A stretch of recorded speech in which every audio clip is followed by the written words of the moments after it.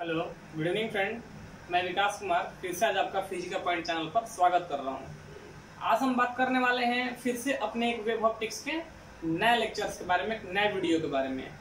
तो आज का जो हमारा टॉपिक होगा वो तो हम चर्चा करेंगे ही, साथ साथ हम कुछ आगे इसमें और भी नए नए टॉपिक के बारे में बात करेंगे। जैसे आज हमारा मेन टॉपिक होगा law of Malus, Brewster's law, polaroid device. तो ये सारे जो टॉपिक हैं इन पर आज हमारा खास फोकस रहेगा। तो जैसा कि आपको बता दें कि पिछला लेक्चर जो था हमारा वो पोलराइजेशंस को लेकर था, फिर कुछ ट्रांसवर्स नेचर्स को लेकर था, मतलब ध्रुवण को लेकर था, अनुप्रस्थ स्वभाव के लिए था, और अनुप्रस्थ स्वभाव से विद्युत चुंबकीय में किस तरह से तब्दील होता है, मतलब कि ट्रांसवर्स नेचर्स के कारण लाइट वेव जो होता है वो इलेक्ट्रोमैग्नेटिक वेव में कैसे कन्वर्ट होता है। तो सारा का जो भी कंडीशंस था हमने पिछला वीडियो में आपको समझा रखा है। तो अगर आप उसको चाहते हो कि हम वो लेक्चर फिर से देखें तो डिस्क्रिप्शन बॉक्स में आपको उसका लिंक मिल जाएगा और आप उसको वहां से आसानी से देख सकते हो। तो अभी वैसे कुछ बंधु ने एक कमेंट करके हमसे ये कहा है कि सर थोड़ा सा आप ये ट्रांसवर्स नेचर को और थोड़ा सा ओपन करके बताओ। जैसे कहने का मतलब उनका ये है कि थोड़ा सा और इसमें और क्या एक्सप्लेनेशन हो सकता है, मतलब कि एक बोल सकते हो कि उनके ओपिनियन के आधार पर, जैसे वो कुछ बुक वगैरह मतलब कि जो उनके टीचर्स बोले हैं, सजेस्ट किए हैं, तो एज ए कहा जा सकता है कि वो उनका जो ओपिनियन था वो कुछ वो और मतलब कि सोचे कि थोड़ा सा और इसको आप डीप में जा सकते हो। तो उनके लिए मैं स्पेशली उनको मतलब कि थोड़ा सा और हम क्या करते हैं कि जो भी ये कंडीशंस हैं कि ट्रांसवर्स नेचर से इलेक्ट्रोमैग्नेटिक वेव वाला, उसको हम थोड़ा सा और आज डीप में बता देते हैं ताकि उन भाई को, उन बंधु को कभी दिक्कत ना हो। तो हम बात करते हैं जरा फिर से अपना वो पिछला लेक्चर्स को जो ट्रांसवर्स नेचर्स में था उसी को थोड़ा सा हम 2 मिनट में मतलब कि उसको थोड़ा सा हम ओपन कर लेते हैं। तो ट्रांसवर्स नेचर्स क्या है, मतलब अनुप्रस्थ स्वभाव क्या है। अनुप्रस्थ स्वभाव का मतलब है कि जब भी लाइट वेव नहीं मतलब कोई भी वेव जो होता है अगर वो फंक्शंस में है तो क्या होता है कि इसके पार्टिकल्स जो होते हैं, किसी भी वेव के पार्टिकल्स, यानी कि वेव पार्टिकल्स जो होते हैं, वेव पार्टिकल्स परपेंडिकुलर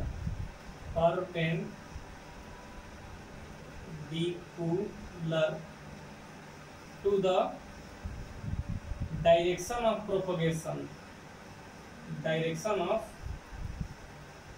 प्रोपगेशन, यानी कि इसमें ये कह रहा है कि अगर कोई तरंग है और वो अनुप्रस्थ स्वभाव का मतलब ट्रांसवर्स नेचर का है तो इसके जितने भी पार्टिकल्स होंगे वो डायरेक्शन ऑफ प्रोपगेशन के परपेंडिकुलर होंगे, मतलब राइट एंगल्स पर होंगे। तो ये जैसा कि आप देख रहे हो कि यहाँ से मेन पोजीशन से वेव जो है फंक्शंस करते हुए एक्स डायरेक्शन में जा रहा है तो इसके पार्टिकल्स जो है वो वाई डायरेक्शन के, मतलब कि परपेंडिकुलर है। तो ऐसे वेव को कहा जाता है ट्रांसवर्स वेव, ऐसे वेव को कहा जाता है ट्रांसवर्स वेव। लेकिन ये अगर लाइट में आता है तो इसको हम इलेक्ट्रोमैग्नेटिक क्यों बोल देते हैं, तो जरा समझेंगे। मान लो कि इसी तरह से जनरली किसी सोर्स से लाइट निकलता है तो पूरे स्पेस में क्या होता है कि पार्टिकल्स जो हैं, देखो वेव को पार्टिकल्स नेचर से भी आप उसको समझ सकते हो, जो फोटोन उसमें यूज किया जाता है। तो स्पेशली चीज को और ध्यान देने वाली बात है कि अगर लाइट जो है स्पेशली मतलब कि बोल सकते हो कि पार्टिकुलर आप पार्टिकल्स के लिए पढ़ रहे हो तो इसको आप इलेक्ट्रोमैग्नेटिक का कंडीशंस नहीं दे सकते हो। आपको मुख्य रूप से मेनली इसको वेव में मतलब कि आपको तरंग में ही समझना होगा। तो जैसे ही किसी सोर्स से लाइट निकलता है तो अगर वेव फंक्शंस करता है तो पार्टिकल्स के रेडिएशन के कारण क्या होता है कि स्पेस से इसको इलेक्ट्रिक प्रॉपर्टी मतलब इलेक्ट्रोमैग्नेटिक प्रॉपर्टी आपरूपी मिल जाता है। माने हवा में पार्टिकल्स के रेडिएशंस के कारण क्या होते हैं कि इलेक्ट्रोमैग्नेटिक वाला कंडीशन इसको मिल जाता है। लेकिन हमने जो पिछला लेक्चर्स में आपको उसमें क्या किया है कि थोड़ा सा उसको और नॉर्मल बना दिया है। एक मतलब हमने ये दिखाया कि किस तरह से मिलता है। तो स्पेशली स्पेस से मतलब कि जब भी किसी सोर्स से हमने क्या दिखाया था कि अगर मानते हैं कि ये अगर स्काई है, मतलब कि अगर आप इसको ओपन स्पेस बोलते हो तो स्पेस में इलेक्ट्रिक प्रॉपर्टी ज्यादा होता है, और नीचे अर्थ के पास अगर हम बोले अर्थ के पास तो इसमें क्या होता है कि मैग्नेटिक यानी चुंबकीय शक्ति ज्यादा होता है। तो यहाँ से इसमें मिलता है मैग्नेटिक और यहाँ से मिलता है इसको इलेक्ट्रिक, यानी कि ऊपर से मिलता है विद्युत शक्ति और नीचे से मिलता है चुंबकीय शक्ति। दोनों मिलकर क्या होता है, वेव जो होता है कंप्लीटली इलेक्ट्रोमैग्नेटिक वेव बनता है। हमने आपको ये बता रखा है। और ये यहाँ पर क्यों मिलता है वो आपको बता रहे हैं कि आखिर ऊपर से इलेक्ट्रिक और मैग्नेटिक प्रॉपर्टी का कॉम्बिनेशन तो ऐसा कहीं बुक में नहीं लिखा है, लेकिन स्पेशली आप क्यों बोल रहे हो। तो हम इसलिए बता रहे हैं आपको कि पार्टिकल्स का रेडिएशंस में आखिर इलेक्ट्रोमैग्नेटिक रेडिएशंस कहाँ से आता है। आप कभी सोचो उस पार्टिकल्स में इलेक्ट्रोमैग्नेटिक रेडिएशंस कहाँ से आता है, यानी कि विद्युत चुंबकीय जो विकिरण है वो क्यों बनता है, कैसे बनता है। तो विद्युत चुंबकीय विकिरण किसी भी कण के विकिरण के कारण ही बनता है। वो ऐसे कि ये तो सबको पता है कि भाई आकाश में आसमान में इलेक्ट्रोस्टैटिक स्थिर वैद्युत का क्षमता ज्यादा होता है और धरती के अंदर जो होता है चुंबकीय शक्ति ज्यादा होती है। तो ये दोनों, और आप एक बात और समझ जाओ कि कहीं पर भी अगर इलेक्ट्रिक प्रॉपर्टी है, यानी कहीं पर भी अगर विद्युत वाली गुणवत्ता है, तो साथ साथ चुंबकीय गुणवत्ता भी साथ चलती है। ये बात को आप ध्यान रखना हमेशा। यानी कि अगर किसी जगह पर इलेक्ट्रिक कंडीशंस है, यानी कि विद्युत वाली अवस्था है, तो ठीक उसी के अगल बगल यानी कि साथ दर साथ जो होता है चुंबकीय मतलब कि जो अवस्था है वो भी जाएगी ही जाएगी, क्योंकि वो दोनों एक दूसरे का कॉम्बिनेशन है। जैसे अगर आप जाते हो, मतलब कोई भी अगर बात कहा जाएगा इस तरह से कि अगर आप शर्ट पहनते हो तो पैंट पहनना जरूरी है, उसी तरह से अगर इलेक्ट्रिक प्रॉपर्टी है तो मैग्नेटिक को आना ही पड़ेगा। यानी कि अगर विद्युत चीज कहीं पर भी होगा तो वहाँ पर चुंबकीय गुणवत्ता, चुंबकीय गुण मिलेगा ही मिलेगा। इसीलिए पार्टिकल्स के रेडिएशंस में इलेक्ट्रोमैग्नेटिक रेडिएशंस मिलता है, यानी कण के विकिरण में विद्युत चुंबकीय विकिरण शामिल हो ही जाता है। और क्यों शामिल होता है हमने बता रखा है कि आसमान से इलेक्ट्रिक और मतलब अर्थ से मैग्नेटिक, ये आपको ओपन करके बताया था। तो इस तरह का कंडीशन से क्या होता है कि ये ट्रांसवर्स यानी अनुप्रस्थ स्वभाव बनता है, और जिसके कारण जो भी प्रकाश तरंग है वो विद्युत चुंबकीय तरंग का रूप धारण कर लेता है। तो हम बताए थे कि ट्रांसवर्स के कारण विद्युत चुंबकीय और साथ साथ ध्रुवण भी होता है। ध्रुवण हमको बताए थे क्या होता है, कोई भी प्रकाश जो होता है किसी स्रोत से निकलता है तो अध्रुवित होता है। क्यों अध्रुवित? अध्रुवित का मतलब होता है ये कि किसी भी सोर्स से निकला हुआ लाइट का इलेक्ट्रिक वेक्टर जो होता है, इलेक्ट्रिक वेक्टर, अगर हम इसको ये इलेक्ट्रिक वेक्टर का नाम देते हैं विद्युत शक्ति इलेक्ट्रिक वेक्टर, और ये अगर ये इसका डायरेक्शंस ऑफ प्रोपगेशंस है, यानी कि ये अगर डायरेक्शंस है तो ये दोनों एक दूसरे का लंबवत है। अगर हम कल आपको बता रहे हैं, मतलब पिछला वीडियो में, कि किसी भी सोर्स से लाइट निकलता है तो ये अगर इसका प्रसारण दिशा है तो इसका विद्युत जो सदिश होगा वो इस पर लंबवत होगा। अगर लंबवत हुआ तो भाई अध्रुवित है, यानी कि अनपोलराइज्ड है, क्योंकि डायरेक्शन ऑफ प्रोपगेशन और इलेक्ट्रिक वेक्टर जो होते हैं एक दूसरे के मतलब कि परपेंडिकुलर होते हैं, और इस तरह के कंडीशंस को अनपोलराइज्ड लाइट बोलते हैं। अगर डायरेक्शन ऑफ प्रोपगेशन और इलेक्ट्रिक वेक्टर पैरेलल हो गया किसी कारण से, तब वो लाइट जो होता है पोलराइज्ड लाइट, और ऐसी घटना को पोलराइजेशंस बोलते हैं। अगर पैरेलल हुआ दोनों कंडीशंस यानी डायरेक्शन ऑफ प्रोपगेशंस और इलेक्ट्रिक वेक्टर यानी प्रसारण की दिशा और विद्युत सदिश अगर एक दूसरे के समानांतर हुए तो बोलेंगे कि भाई ये ध्रुवण है। तो ये सब कंडीशंस हम कल के लेक्चर्स में डिस्कस कर लिए थे, तो आज हम उसके आगे बात करने वाले हैं। तो बेसिकली हमारा आज का जो टॉपिक होगा वो होगा लॉ ऑफ मॉलस, यानी मॉलस का नियम आपको पढ़ना है। ये काफी इंपॉर्टेंट है, चाहे वो आप BSCB या CBSE पढ़ लो, इंटर लेवल पर पढ़ लो या ग्रेजुएशन से पढ़ लो, वो काफी इंपॉर्टेंट होता है। तो इसीलिए आप उसको समझोगे कि लॉ ऑफ मॉलस क्या होता है। तो आज हमारा मेन फोकस जो होगा वो उसी पर है कि लॉ ऑफ मॉलस यानी मॉलस का नियम क्या होता है, कैसे होता है। तो अगर इसी तरह से हमको अच्छा लगा कि चलो भाई कोई कमेंट करके ये तो बोल रहा है कि सर ये चीज़ है वो है, या फिर भैया ये है, तो इस तरह से आप भी थोड़ा सा कमेंट करके जितने भी लोग हो, जो भी आपको दिक्कत हो रहा है, फिर जो भी आपका ओपिनियन बन रहा है, आप जरूर कमेंट करके बताया करो कि क्या कंडीशंस है। इससे हमें ये पता चलेगा कि कम से कम आप मतलब इसको समझ तो रहे हो ना। तो यही किसी भी बंदे को यही चाहिए कि आप कम से कम उसके कांटेक्ट में, उसके टच में रहो, उसके साथ डिस्कशंस करते रहो। क्या होता है कि कॉन्सेप्ट जो होता है और क्लियर होने लगता है। तो हम बात करते हैं आज लॉ ऑफ मॉलस। लॉ ऑफ मॉलस ये हमारा आज का बेसिक्स जो है, मतलब आज का जो कॉन्सेप्ट है, जो टॉपिक है, इसी पर चर्चा करेंगे। यानी कि मॉलस का नियम इसको बोलते हैं, मॉलस का नियम। ये आज हमारा जो यही टॉपिक रहेगा डिस्कशंस में, डिफरेंशियल डिस्कशंस में यही होगा लॉ ऑफ मॉलस। तो लॉ ऑफ मॉलस देखो क्या है, ये क्या बोलता है। लॉ ऑफ मॉलस बोलता है कि अगर कोई ऑर्डिनरी लाइट यानी असाधारण प्रकाश जो हमेशा अध्रुवित होता है। आपको पता है असाधारण मतलब कोई भी प्रकाश अगर किसी सोर्स से निकलता है तो क्या होता है, अध्रुवित होता है, तो उसको हम असाधारण का भी नाम तो दे सकते हैं।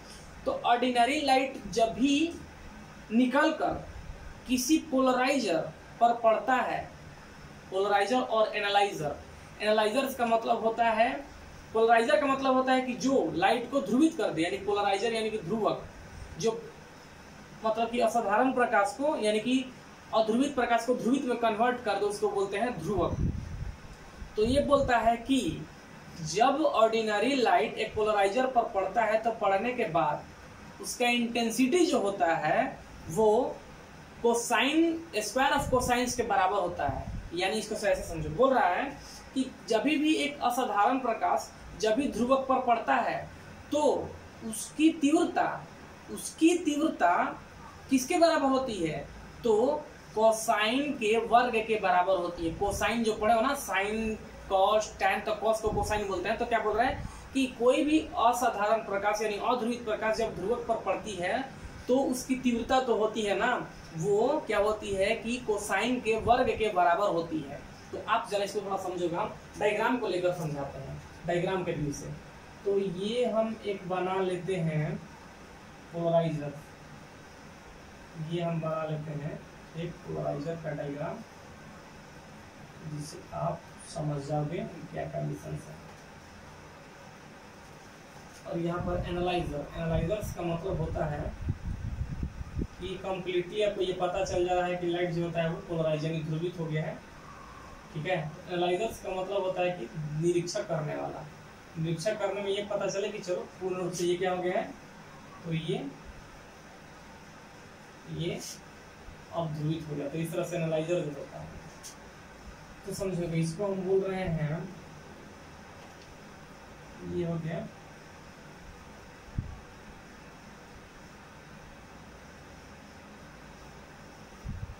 पोलराइजर और इसको बोलते हैं एनालाइजर, एनालाइजर, ठीक है। यानी कि इसको बोलते हैं ध्रुवक और इसको बोलते हैं निरीक्षक, निरीक्षण। ये तो यहां से आपको कुछ चीज समझनी होगी, यहां से कुछ चीज आपको समझनी होगी। देखो ये लॉ ऑफ मॉलस, मॉलस साहब क्या बोले थे, बोल रहे हैं कि ये अगर पोलराइजर है तो यहां से एक सोर्स से लाइट निकला और आगे की ओर ट्रैवलिंग करना शुरू कर रहा है, सोर्स से लाइट निकला और आगे की ओर प्रसारित यानी ट्रैवल कर रहा है। तो यहाँ से हम कल डॉटेड लाइन का भी आपको जिक्र किए थे, प्लेन ऑफ वाइब्रेशंस, आपको पता होगा हम कल डॉटेड लाइन से इसको जिक्र किए थे। तो ये डॉटेड लाइन इंडिकेट कर रहा है कि लाइट जो है अभी भी अध्रुवित है, लाइट क्या है, अध्रुवित है यानी कि अनपोलराइज्ड है, ये अनपोलराइज्ड है, ठीक है, अनपोलराइज्ड लाइट है। जैसे ही इसमें इंटर करके बाहर ये आता है, इंटर करने के बाद जब बाहर होता है तो पोलराइज हो गया। तो पोलराइजेशन में डॉटेड लाइन जो होता है वो इंड कर जाती है, डॉटेड लाइन जो होता है वो इसको क्या करता है, मतलब कि कन्वर्ट कर देता है, ये पोलर बनाता है, पोलर नेचर्स का बनाता है। तो यहाँ से क्या है, एक ऑर्डिनरी लाइट है, ऑर्डिनरी लाइट है यानी कि असाधारण प्रकाश। और आपको पता है कि असाधारण प्रकाश का मतलब होता है क्या, अध्रुवित। तो ये अनपोलराइज्ड भी है यानी कि अध्रुवित, ठीक है। तो हम क्या बोल रहे हैं आपसे कि इसको जरा समझोगे, तो जब भी एक ऑर्डिनरी लाइट किसी पोलराइजर्स पर पड़ता है तो यहाँ इसका इंटेंसिटी अगर I0 है, यहाँ इंटेंसिटी अगर I0 है तो पोलराइजर पर पड़ने के बाद क्या हो गया, पोलराइज्ड हो गया। यानी कि एक असाधारण प्रकाश जो है जैसे ही ध्रुवक पर पड़ता है तो क्या हो गया, ये ध्रुवत हो गया, ये अध्रुवित प्रकाश है। असाधारण मतलब क्या होता है, अध्रुवित। अध्रुवित प्रकाश जैसे ही ध्रुवक पर पड़ा तो क्या बन गया, ध्रुवित हो गया। तो कहने का मतलब है कि पहले तो ये I0 था यानी कि यहाँ पर I0 था, लेकिन ध्रुवित होने पर क्या होता है, ये सीधे इसका हाफ हो जाता है, यानी कि जो अब इसका I' है वो क्या हो जाएगा, हाफ होता है, यानी कि I0/2 होता है, आधा हो जाता है सीधे। क्या होता है, हाफ हो जाता है। इसका इंटेंसिटी क्यों कम हो गया भाई, अभी ज्यादा समझोगे। हम फिर से क्या बोलता, लॉ ऑफ मॉलस क्या बोला था, लॉ ऑफ मॉलस ये बोल रहा है कि जब भी एक असाधारण प्रकाश, अध्रुवित प्रकाश जब पोलराइजर पर पड़ता है यानी कि ध्रुवक पर पड़ता है तो ध्रुवित हो जाता है। तो ध्रुवित होने से पहले तो कंप्लीटली I0 था, लेकिन ध्रुवित होने के बाद इसका इंटेंसिटी I मतलब तीव्रता, जो इसकी तीव्रता है वो I0 था। लेकिन जब पोलराइज्ड हो गया यानी ध्रुवित, जब ध्रुवित हो गया, ध्रुवण हो गया इसमें, तो अब इसकी इंटेंसिटी कितनी हो जाती है, सीधी इसकी आधी हो जाती है।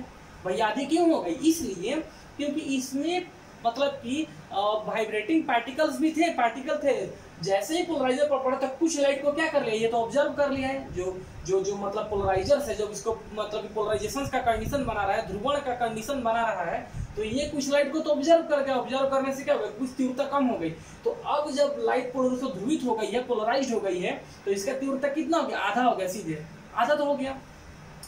तो ये रहा कंडीशन, इसका आधा हो गया। लेकिन मेनली इसका लॉ क्या है, यहाँ पर इसका लॉ है। अब जरा यहाँ पर समझिए, हमको क्या कर, ये बोल रहा है कि किसी एंगल पर आने के बाद क्या होता है कि इसका तीव्रता जो होता है कोसाइन द्वारा होता है। हम क्या करते हैं, इसको और अब क्लॉकवाइज रोटेट करते हैं।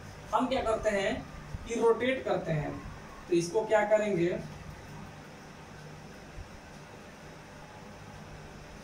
Rotate with clockwise, clockwise rotate करते हैं। देखते हैं रोटेशंस में क्या इसका तीव्रता होता है। अब नॉर्मल जो था सीधा हम रखे हैं, तो मतलब कि इसका इंटेंसिटी, तीव्रता जो है आधा होगा। अब हम इसको अगर रोटेट करते, घुमाते हैं घड़ी के दिशा में क्लॉकवाइज, तो क्या होता है, तो हम अब इसको थोड़ा सा मूव कराते हैं। देख लो, यहाँ पर फ्रिक्शन कंडीशंस बनाते हैं, समझोगे। आपको समझाने के लिए हम हर डायग्राम को बना दे रहे हैं। अब यहाँ से क्या होगा, लाइट तो इंटर करेगा, लाइट तो इंटर करेगा, ये इसमें वाइब्रेशंस वाला पार्टिकल भी हम यूज कर रहे हैं। जैसे ही निकलेगा ये पोलराइज हो जाएगा। लेकिन अब हम इसको मूव करा दे रहे हैं। क्या मूव करा रहा है, जरा देखोगे मूवमेंट कैसा होगा। हम इसको इस हिसाब से मूव करेंगे, हम इसको मूव करा रहे हैं, किसी थीटा से रोटेट कर रहे हैं, किसी थीटा से इसको क्या करेंगे, रोटेट करेंगे, ठीक है। तो रोटेट कर दिया। अब यहाँ से रोटेशंस यानी कि ये जो होगा थीटा पे रोटेट कर दिए हैं हम, ये अब जब थीटा से रोटेट हो रहा है, ये रोटेट होगा किसी थीटा से, तो अब इसमें तो अब जब इसका तीव्रता होगा, यानी कि अब जो इसका लॉ होगा, जो इसका अब यहां से मॉलस साहब अपना एक दे रहे हैं बात कि अब जो इसका इंटेंसिटी होगा वो कोसाइन स्क्वायर के बराबर होगा। ये कंडीशन है लॉ ऑफ मॉलस। लॉ ऑफ मॉलस क्या बोलता है कि अभी तक तो आपने ये देखा कि जब भी एक असाधारण प्रकाश जब ध्रुवक पर पड़ता है तो ध्रुवित होता है। तो ध्रुवित होने से पहले जब अध्रुवित यानी अनपोलराइज्ड लाइट का इंटेंसिटी था I0, लेकिन जैसे ही ये पोलराइज्ड हो गया तो इसका इंटेंसिटी जो होता है सीधे घट गया, आधा हो गया है। इसका इंटेंसिटी क्या हो गया, आधा हो गया। क्यों आधा हो गया, क्योंकि पोलराइजेशंस यानी लाइट को पोलर नेचर बनाने के लिए ये कुछ लाइट को ऑब्जर्व कर ले रहा है, ऑब्जर्व करने से इसका इंटेंसिटी ड्रॉप कर गया, मतलब कि हाफ हो गया। लेकिन अब लॉ क्या दे रहा है कि जैसे हम इसको अब ये अपने एनालाइजर को, निरीक्षक को थोड़ा सा किसी एंगल पर रोटेट करेंगे तब देखते हैं कि कितना इसका इंटेंसिटी होगा। यानी कि सेकंड केस में ये, फर्स्ट केस इसका ये रहा, आप जरा देखोगे ये फर्स्ट केस में ये सब हुआ था, लेकिन ये सेकंड केस है। सेकंड केस में क्या हो रहा है कि मतलब मौलवी साहब समझ रहे हैं कि अब देखते हैं फिर से क्या होता है कि वही ऑर्डिनरी लाइट जो है, वही ऑर्डिनरी लाइट का कंडीशंस। अभी यहाँ से हमको ये नहीं पता है कि आइडस का वैल्यू जो होगा कितना होगा, ये नहीं पता है हमको। हम व्हाट का साइन लगा रहे हैं, हमको नहीं पता है। जैसे ही हम इसको किसी थीटा पर रोटेट कर दिए तो उनको नहीं पता था। तो क्या बोल रहे थे कि जैसे ही ऑर्डिनरी लाइट ये पोलराइजर्स पर पड़ रही है, पोलराइजर है P और ये एनालाइजर है A, यानी कि ये है आपका ध्रुवक और ये है आपका निरीक्षक। तो जैसे ही निरीक्षक अब थीटा पर रोटेट करते हो तब टेस्ट करना चाहते हैं कि नया तीव्रता कितना मिलेगा। तो बता रहे नियम अपना, मतलब क्या बोले थे कि जैसे ही यहाँ पर एक असाधारण प्रकाश पोलराइजर पर पड़ने के बाद जैसे ही एनालाइजर के पास पहुंचता है और एनालाइजर जब थीटा डिग्री से मूव करता है, रोटेट करता है, घूमता है, तब उसकी तीव्रता जो होती है उस कोसाइन थीटा के वर्ग के बराबर होती है। कोसाइन ऑफ थीटा के स्क्वायर के डायरेक्टली प्रोपोर्शनल होती है। यानी कि यहाँ से जैसे ही एनालाइजर्स को, निरीक्षक को हम थीटा से रोटेट करते हैं तब इसका इंटेंसिटी जो होता है उस कोसाइन थीटा के स्क्वायर के डायरेक्टली प्रोपोर्शनल होता है, यानी कि सहसमानुपाती है। यानी कि अब जो तीव्रता जब थीटा से रोटेट कर दिए हैं तब जब इसका तीव्रता जो होगा वो कोसाइन के वर्ग के सहसमानुपाती होता है। यही इनका नियम था, लॉ ऑफ मोलस, कुछ नहीं है। जैसे फर्स्ट में क्या टेस्ट कर रहे हैं कि असाधारण प्रकाश को, मतलब असाधारण प्रकाश अध्रुवित प्रकाश है, इसको ध्रुवित करने के लिए आपको ध्रुवक पर डालना होगा। ध्रुवक कैसे बन, ये किस पदार्थ का बना होता है? सबसे बड़ा चीज आपको ये समझना होगा कि ये किस चीज का बना होता है। तो आपको हम बता देते हैं। तो ये होता है मतलब कि क्वार्ट्ज का भी होता है, कैलासाइट्स भी होता है। ये मेनली बने होते हैं कैलासाइट से ये बने होते हैं। ये जो होते हैं ये पोलराइजर एनालाइजर कैलासाइट्स का बना होता है। तो बेसिकली हम यहाँ पर क्या बात हुआ था कि जब ये अध्रुवित प्रकाश है ध्रुवक पर पड़ता है तब पहले इसका तीव्रता ही नॉट था, लेकिन पढ़ने के बाद जब एनालाइजर के पास पहुंचता है तो इसका तीव्रता जो होता है आधा होता है। क्यों आता है? क्योंकि ये ध्रुवक जो होता है कुछ प्रकाश को ऑब्जर्व कर लेता है, सोख लेता है, इसी कारण से इसका तीव्रता घट गया। लेकिन अब दूसरा केस में क्या चेक करते हैं कि भाई हम जब नॉर्मल रखें सीधा सीधा तो घट रहा है, अगर हम इसको थोड़ा सा थीटा से घुमा दे, रोटेट कर दे, तो भी इसका तीव्रता कितना होगा। तो जैसे ही थीटा से रोटेट करता पता चल रहा है कि इसका जो तीव्रता है उस घुमाए गए थीटा के कोसाइन के वर्ग के सहसमानुपाती है। यानी कि जो थीटा से घुमा उस थीटा का कोसाइन के वर्ग का सहसमानुपाती है, यानी कि डायरेक्टली प्रोपोर्शनल है cos स्क्वायर थीटा का इसका इंटेंसिटी। ये इनका मोलस का अपना व्यू था, ओपिनियन था, ठीक है। यही इनका नियम था। हम उस नियम को डिफाइन कर देते हैं, लिख देते हैं। आप इसको जरा समझ लोगे। आई होप कि आपको ये पिक्चर समझ में आ रहा होगा। तो हम यहाँ पर डिफाइन कर देते हैं, आप देख लो डिफाइन क्या मतलब, वो क्या बोले थे, उनका लॉ क्या था। उनका लॉ जो था हम लॉ को लिख रहे हैं, ठीक है। हम लॉ को क्या कर रहे हैं, लिख रहे हैं। आप देखो तो लॉ ऑफ मोलस का लॉ कहता है कि when a beam of completely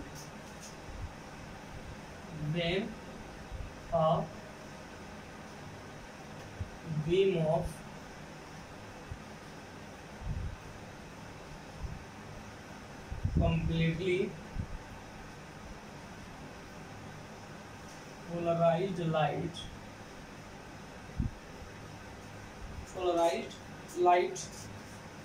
incident on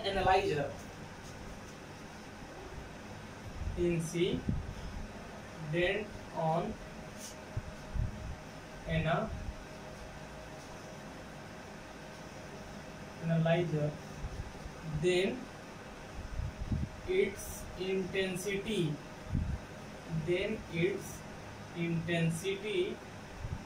is directly proportional to the square of cosine, that is I is directly proportional to cos square। यानी ये कह रहा है कि जब एक पूर्ण रूप से ध्रुवित प्रकाश एनालाइजर पर यानी कि निरीक्षक पर आपतित होता है, पड़ता है, तब इसकी तीव्रता जो होती है वो कोसाइन का वर्ग के बराबर, वर्ग के समानुपाती हो जाती है। यानी कि बोल रहा है कि जब भी एक पूर्ण रूप से ध्रुवित प्रकाश निरीक्षक पर पड़ता है, पोलराइजर पर निरीक्षक पर पड़ता है, तब इसका तीव्रता जो होता है वो कोसाइन के वर्ग के समानुपाती हो जाता है। मतलब ये बोल रहा है कि जब भी एक कंप्लीटली पोलराइज्ड लाइट एनालाइजर पर पड़ता है, एनालाइजर ठीक है, ध्यान रखना कब हो रहा है, सेकंड केस के लिए जब रोटेट कर रहे हो तुम, जब भी एक कंप्लीटली पोलराइज्ड लाइट, ये पोलराइज्ड हो गया, यहाँ से ये पोलर हो गया, ये अनपोलराइज्ड है, ध्यान रखना ये अनपोलराइज्ड है और यहाँ से क्या है, पोलराइज्ड है। तो जब भी एक पोलराइज्ड लाइट एनालाइजर पर पड़ता है तो पड़ने के बाद इसका इंटेंसिटी, आइडल जो इंटेंसिटी है वो cos स्क्वायर थीटा के समानुपाती प्रोपोर्शनल हो जाती है। ये मॉलस का नियम था। इसमें आपको पता है सेकंड पॉइंट भी बोले थे, क्या बोले थे कि एक ऑर्डिनरी लाइट जब एनालाइजर पर पड़ता है तो उसका इंटेंसिटी सीधे हाफ हो जाता है। सेकंड पॉइंट भी था even ordinary light when ordinary light is incident on polarizer then its intensity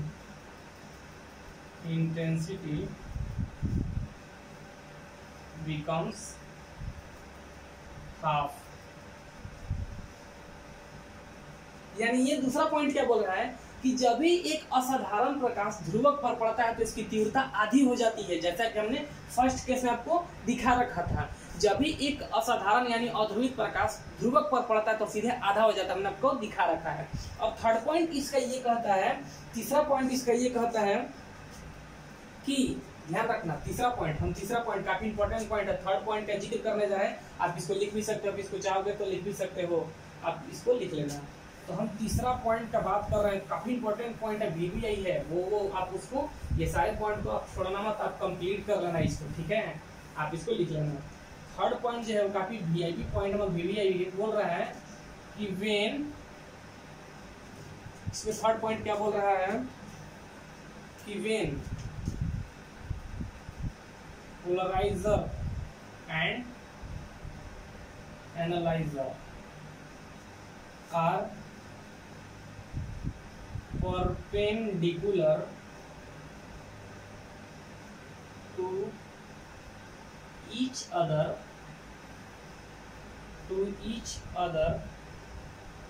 then its intensity becomes 0।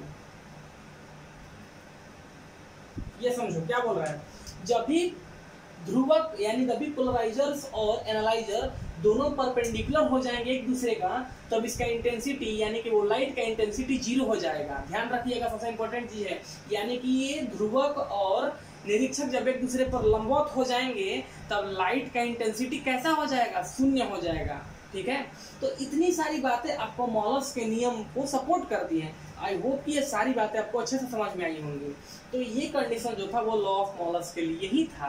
तो ये काफी इंपॉर्टेंट टर्म है, चाहे आप इसको बीएससी सीएससी में बात कर लो, चाहे इसको आप इंटर लेवल पर पढ़ लो या ग्रेजुएशन लेवल पर पढ़ लो, तो ये सारी कंडीशन जो है वो आपको मॉलस के नियम के लिए ये एक इम्पॉर्टेंट फैक्ट बना लेती हैं। तो आई होप कि आपको ये सारा कंडीशन समझ में आया होगा। अगर आपको थोड़ा सा भी इसमें मतलब कि थोड़ा सा डाउट लग रहा है, फिर थोड़ा सा कॉन्सेप्ट में आपको दिक्कत हो रहा है, या फिर आपका अपना ओपिनियन कुछ बन रहा है, तो आप कमेंट बॉक्स में जरूर कमेंट करके बताओ।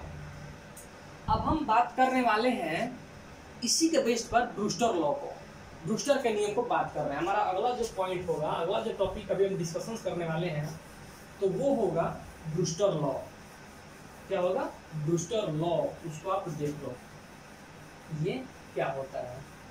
अब हालांकि टाइम्स का थोड़ा सा कंडीशंस है, तो इसीलिए ये थोड़ा सा काफ़ी ये चीज़ है कि हमको जो भी अपना लेक्चर है वो कम से कम टाइम में ख़त्म करना पड़ता है।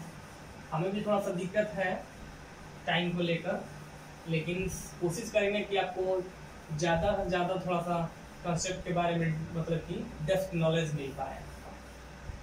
तो हम बात करते हैं ब्रूस्टर लॉ।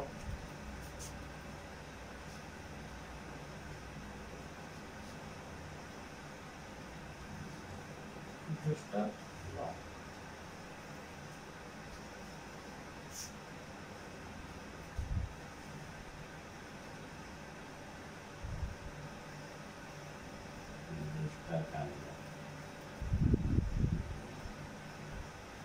आप देखोगे अभी ब्रूस्टर का ये क्या होता है। ब्रूस्टर लॉ क्या होता है?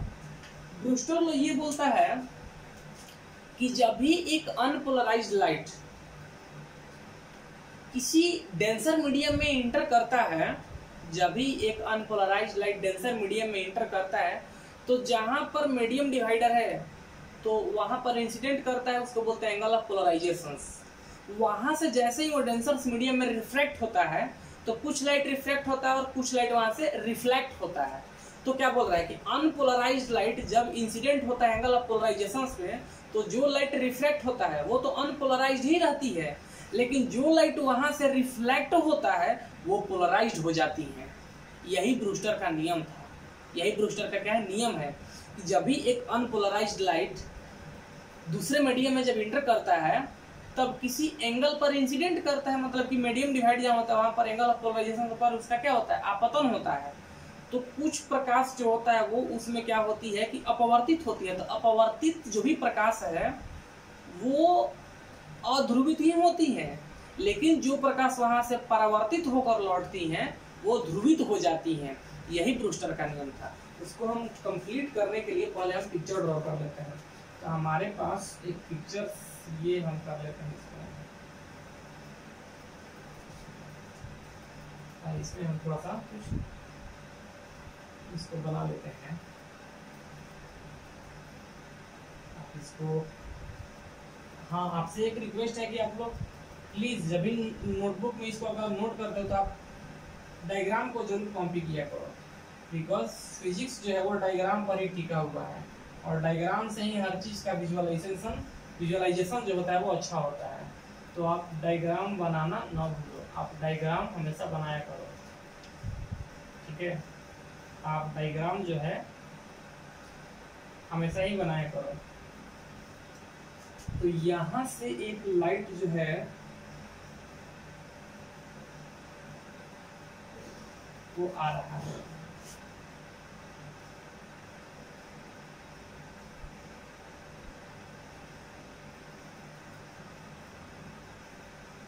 ये तो ये अनपोलराइज्ड है। तो हम जरा इसको थोड़ा सा दिखा देते हैं अनपोलराइजेशन के आधार पर। ये अनपोलराइजेशन वाला घटना दिखाएगा। ये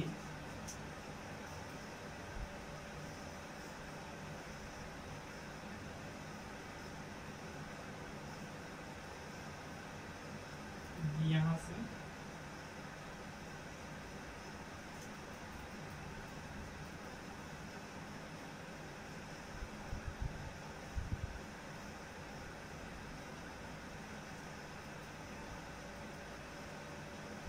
अब ये जो रिफ्लेक्ट लाइट हुआ ये भी अनपोलराइज ही रहेगा, जो रिफ्लेक्ट हो रहा है वो भी अनपोलराइज ही रहेगा।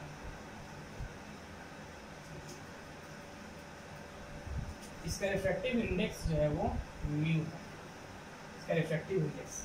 ये रेयर है, अगर आप मान लो तो इसको डेंसर, तो ये है रेयर, ये इसका नॉर्मल, ये इसका नॉर्मल। अब जरा समझेंगे ब्रूस्टर लॉ क्या है, तो हम जहाँ पर बात कर लेते हैं। ये यहाँ पर लिखते हैं ऑर्डिनरी लाइट इंसिडेंट, जो क्या है अनपोलराइज्ड, यानी कि अध्रुवित है।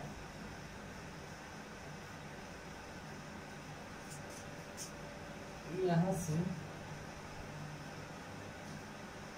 रिफ्लेक्टेड लाइट जो पोलराइज्ड है, यानी कि ये ध्रुवित है, ये ध्रुवित है। और ये कौन सा लाइट है, ये है रिफ्रैक्टेड है, जो क्या है ये भी अनपोलराइज्ड,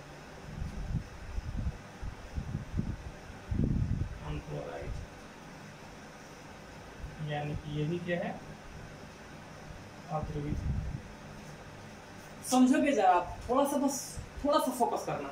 ये क्या बोला ब्रूस्टर लॉ? ब्रूस्टर का लॉ ये कहता है कि जब भी एक ऑर्डिनरी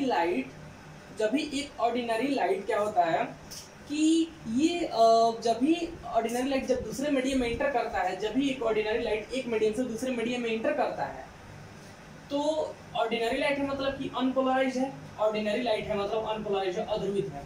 तो ये दूसरे मीडियम में इंटर किया, तो मीडियम इंटर करने से पहले यहाँ पर जब ये इंटरफेस है, मतलब कि यहाँ से मीडियम डिवाइडर है जो मध्यम को बांटता है, ऊपर अलग माध्यम है, नीचे अलग माध्यम है, तो यहाँ पर एंगल ऑफ आईपी पर इंसिडेंट हो रहा है। एंगल ऑफ आईपी पर क्या हो रहा है कि इंसिडेंट हो रहा है। तो इंसिडेंट हो रहा है तो यहाँ से कुछ लाइट रिफ्रैक्ट हो रहा है, अपवर्तित हो रही है। तो आने वाला प्रकाश का किरण अध्रुवित था और अपवर्तित जो हुआ वो भी अध्रुवित है, लेकिन जो यहाँ से रे ऑफ लाइट रिफ्लेक्ट हुआ, जो यहाँ से रे ऑफ लाइट परावर्तित हुआ, वो कैसा हो जा रहा है? पोलराइज्ड हो रहा है, माने ध्रुवित हो जा रहा है। यही इसमें इंटरेस्टिंग टर्म है कि जब भी एक रे ऑफ लाइट एक मीडियम से दूसरे मीडियम में इंटर करता है तो अनपोलराइज होता है, यानी कि इंसिडेंट और रिफ्रैक्टेड रे अनपोलराइज्ड हैं, लेकिन जो लाइट यहाँ से रिफ्लेक्ट होता है वो क्या होता है? पोलराइज्ड हो जाता है। यही ब्रूस्टर का लॉ है। यही देख लो, मतलब कि क्या कंडीशन है, रिफ्रैक्टेड और इंसिडेंट दोनों अनपोलराइज्ड है, लेकिन जो यहाँ से रिफ्लेक्ट हो रहा है ना वो पोलराइज्ड हो गया, ध्रुवित हो गया, ध्रुवण हो गया। यानी कि यहाँ से इलेक्ट्रिक वेक्टर यानी विद्युत सदिश और दिशा एक दूसरे पर लंबवत है, लेकिन जैसे ही यहाँ से ध्रुवण हुआ तो ये दोनों एक ही दिशा में चले गए। यही ब्रूस्टर का नियम था। ब्रूस्टर का नियम यही है कि आने वाला जो प्रकाश का किरण है, आपको पता है कि कोई भी रे ऑफ लाइट जब भी सोर्स से निकलता है तो अध्रुवित ही होता है, यानी कि इलेक्ट्रिक वेक्टर विद्युत सदिश और प्रसारण की दिशा दोनों एक दूसरे पर लंबवत है, ठीक है। लेकिन जैसे ही रिफ्लेक्ट होते हैं दोनों एक दूसरे का क्या हो गया? समानांतर हो गए। ये देखो दूसरे मीडियम में जब गया तो ये भी रिफ्रैक्ट हुआ, लेकिन रिफ्रैक्शन में से कुछ मतलब रिफ्रैक्शन में कुछ नहीं हो रहा है, अपवर्तन में वही रह जा रहा है, अध्रुवित ही है। लेकिन परावर्तन में क्या हो गया? बदल गया। यही सबसे इंटरेस्टिंग फैक्ट है कि रिफ्रैक्शंस में पोलराइजेशन हो रहा है और रिफ्रैक्शंस में अनपोलराइजेशन हो रहा है, यानी कि अपवर्तन में अध्रुवित हो रहा है लेकिन परावर्तन में ध्रुवित हो जा रहा है। यही इसका कंडीशन है। हम जरा इसको लिख देते हैं, इस लॉ को। तो ये जो लॉ है, यहां से जो लॉ है वो आप जानना, when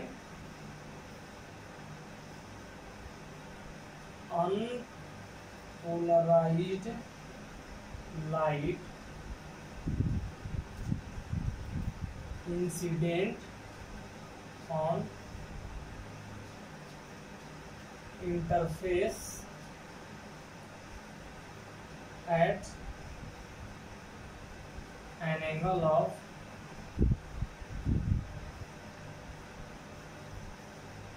polarization, यानी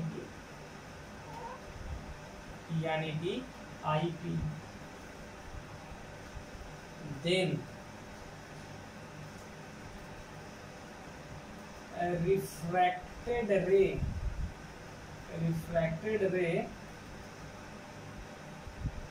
unpolarized,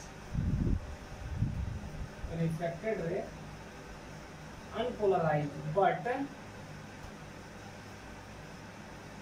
reflected ray becomes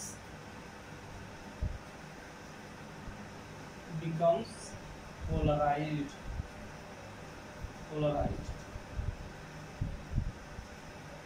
यहां से ब्रूस्टर्स लॉ का एक्सप्रेशन जो था, म्यू बराबर tan IP। अब ये कंडीशन समझो, क्या बोल रहा है? डेफिनेशन में कर रहे हैं, when unpolarized light incident on interface at an angle of polarizations, then refracted ray unpolarized but reflected ray becomes polarized। यानी कि जब एक अध्रुवित प्रकाश ध्रुवन कोण पर आपतित होती हैं, जब एक अध्रुवित प्रकाश ध्रुवन कोण पर आपतित होती हैं, तब अपवर्तित किरणें अध्रुवित ही रहती हैं, लेकिन परावर्तित किरणें जो होती हैं ध्रुवित हो जाती हैं। यही है ब्रूस्टर का नियम, जो इसका व्यंजक है म्यू बराबर tan IP, म्यू बराबर tan IP। अब यहाँ से जरा एक चीज को समझ में हम क्या बता रहे हैं कि अगर पोलराइजेशंस, यानी कि एक चीज को समझना क्या है कि ध्रुवन कोण और अपवर्तन कोण हमेशा 90 के बराबर ही होंगे, तो इसीलिए इसको ऐसे भी लिख सकते हो म्यू बराबर tan IP is equal to 1/sin C, जहां C को हम क्या बोलते हैं क्रिटिकल एंगल, क्रिटिकल एंगल्स यानी कि क्रांति कोण, क्या बोलते हैं इसको क्रांति कोण। ये कंडीशंस है, ध्यान रखना। ध्रुवण कोण और अपवर्तन कोण को हमेशा जोड़ दोगे तो क्या मिलेगा आपको, यार छूट रहा है, 90 डिग्री मिलेगा। तो ये कंडीशन म्यू बराबर tan IP बोलो या फिर 1/sin C बोलो, sin C यानी कि क्रांति कोण, जो रे ऑप्टिक्स का वीडियो में आपको मिलेगा ये कंडीशंस। तो आई होप कि ब्रूस्टर लॉ आपको समझ में आ रहा होगा। ब्रूस्टर का नियम कुछ नहीं है, ब्रूस्टर क्या बोला है कि जब भी अध्रुवित प्रकाश किसी ध्रुवन कोण पर आपतित होती हैं तो अपवर्तित किरणें तो अध्रुवित ही होती हैं, लेकिन जो परावर्तित होकर लौटती हैं वो ध्रुवित हो जाती हैं। यानी कि जब एक ray of light angle of polarization पर इंसिडेंट होता है तब रिफ्रैक्टेड रे अनपोलराइज्ड होता है, रिफ्रैक्टेड रे अनपोलराइज्ड, लेकिन जो रे ऑफ लाइट रिफ्लेक्ट हुआ है वो क्या होता है पोलराइज्ड हो जाता है। ये है ब्रूस्टर का लॉ। तो आई होप कि आपको ये कंडीशंस में ब्रूस्टर का नियम बहुत अच्छे से समझ में आया ही होगा। अगर थोड़ा बहुत भी आपको कंडीशंस में थोड़ा डाउट लग रहा है, फिर आपका कंसेप्ट थोड़ा सा मतलब ये है, तो आप इसको बारीक से पढ़ो और अपना ओपिनियन, अपना थिंकिंग स्किल्स जो है डेवलप करो, और आप अपना जो भी मतलब व्यू बन रहा है वो कमेंट बॉक्स में कमेंट करके जरूर बताओ, ठीक है। तो यहाँ तक तो सब चीज ठीक है, पोलराइजेशन पर ही चला। एक चीज हमको आए दिन के जिंदगी में एक चीज बता देते हैं कि मेनली अब आप कहोगे कि सर ये किसी भी रे ऑफ लाइट को हम पोलर नेचर कैसे बनाएंगे, हमारे दैनिक जीवन में पोलर नेचर बनाने वाला कौन सा रे ऑफ लाइट, मतलब कौन सा ऐसा इंस्ट्रूमेंट होगा। तो हालांकि निकोल प्रिज्म तो थोड़ा सा महंगा होता है, लेकिन आजकल आप देख रहे हो कि आज हमारे डेली लाइफ में क्या होता है कि एक से का गॉगल्स बन रहा है, यानी कि वैसे गॉगल्स जो धूप के लिए पहनते हो, तो उसमें क्या होता है कि पोलरॉइड का इस्तेमाल किया जाता है। पोलरॉइड जो होता है ना कि एक थिन फिल्म पाया जाता है। थिन फिल्म आपको बता रहे हैं कि थिन फिल्म का मतलब होता है कि एक लेयर सा बन जाना, एक लेयर बना देना, जो क्या होता है कि एक ऐसा लेयर जो दो ग्लास प्लेट के बीच में लगाया जाता है। यानी कि जो गॉगल्स होता है ना, दोनों ग्लास प्लेट के बीच में लगा दिया जाता है। वो क्या होता है कि जो भी कोई रे ऑफ लाइट आता है अनपोलराइज्ड, तो उसको क्या होता है पोलर नेचर का बनाता है। पोलरॉइड का काम होता है ग्लेरेंस को कम करना, रेड्यूस करना। ग्लेरेंस मतलब चमकाहट को कम करना। जैसे कि आप कोई चीज तो देखते हो तो रे ऑफ लाइट तो फैल रहा है, यानी कि इलेक्ट्रिक वेक्टर और प्रोपगेशन ऑफ डायरेक्शंस क्या होता है, परपेंडिकुलर है तो फैलता है, तो फैलने से क्या होता है वो चीज काफी ज्यादा चमकाहट नजर आता है। लेकिन जैसे ये दोनों एक डायरेक्शन में होते हैं, पैरेलल होता है, तो पोलराइज होता है। तो इसको करने का काम कौन करता है, पोलरॉइड करता है। तो पोलरॉइड को गॉगल्स में इस्तेमाल करते हैं ग्लेयर को कम करने के लिए, चमकाहट को कम करने के लिए। अलग अलग जगह पर भी इसका इस्तेमाल होता है। वो एरोप्लेन्स के विंडो में भी इसका इस्तेमाल किया जाता है। या फिर डैजिंग को कम करना, डैजलिंग। डैजलिंग का मतलब होता है मान लो आप चलते हो कोई चीज, जैसे हम बैठे हुए हैं गाड़ी में, तो कांच के बाहर तो जब गाड़ी तेज चलती है तो वो चीज काफी जल्दी जल्दी पार करता है। तो क्या होता है डैजिंग होता है। डैजिंग का मतलब होता है ना कि दिमाग का जो होता है वो थोड़ा सा मतलब कि कंफ्यूजन होता है, मतलब कि आपको एक मतलब कि असहज महसूस होता है, कोई चीज जल्दी जल्दी पास करता है।